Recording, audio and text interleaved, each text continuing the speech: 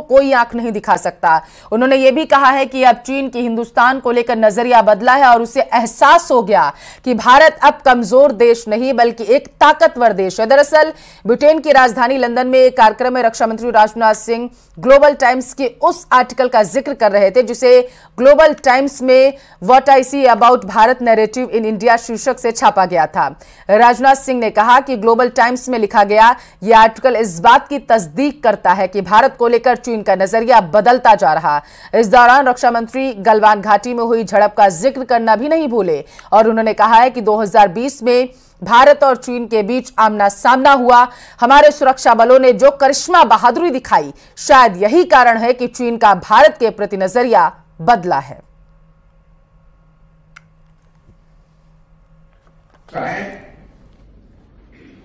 2020 में जो भारत और चीन के बीच फेस ऑफ हुआ था, उसमें हमारे सेना के जवानों ने जो करिश्मा दिखाया है, जो बहादुरी दिखाई है, शायद उसके कारण चाइना की धारणा भारत के बारे में बदल गई है कि भारत अब कमजोर भारत नहीं रहा, भारत अब दुनिया का ताकतवर देश बन गया है।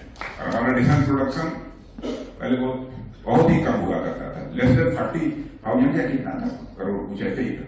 उसके पहले तो और भी कम था। अब 1,08,000 करोड़ से अधिक का हो गया हमारा डिफेंस प्रोडक्शन।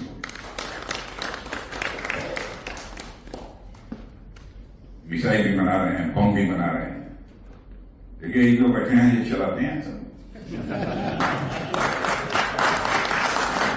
फाइटर प्लेन भी बना रहे हैं, वार्षिक बना रहे युद्ध को। आपने देखा होगा इस बार हमारी नेवी ने कैसा करिश्मा किया है, पढ़ा है बता दिया वो की लोग आंख उठाकर देखना नहीं, ये भारत है। रक्षा मंत्री राजनाथ सिंह ने लंदन में डाउनिंग स्ट्रीट में ब्रिटेन के प्रधानमंत्री ऋषि सुनक से मुलाकात की। दोनों नेताओं के बीच कई मुद्दों पर चर्चा हुई और इस मुलाकात के बाद रक्षा मंत्री में इंडिया हाउसिंग में एक कार्यक्रम को भी संबोधित किया है।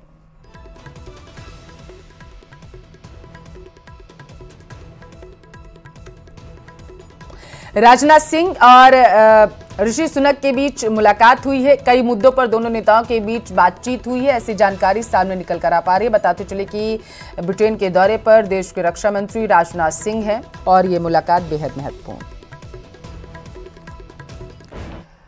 बड़ी खबर आप तक पहुंचाएंगे। चीन के साथ संबंधों को लेकर chief of army staff general Manoj Pande ने बड़ी बात कही। उन्होंने कहा है कि LAC पर संवेदनशील स्थिति बनी हुई है, हालांकि वहां कोई हलचल नहीं है। उन्होंने बताया कि किसी भी आपात स्थिति से निपटने के लिए सेना पूरी तरीके से तैयार है। ऐसे हालात में चीन से निपटने के लिए फ्रंट पोस्ट पर सेना की तैनाती के साथ साथ रिजर्व फोर्स भी तैनात की गई। उन्होंने ये भी जानकारी दी है कि चीन के साथ लंबित मुद्दों को सुलझाने के लिए कूटनीतिक और सैन्य तौर पर बातचीत जारी है।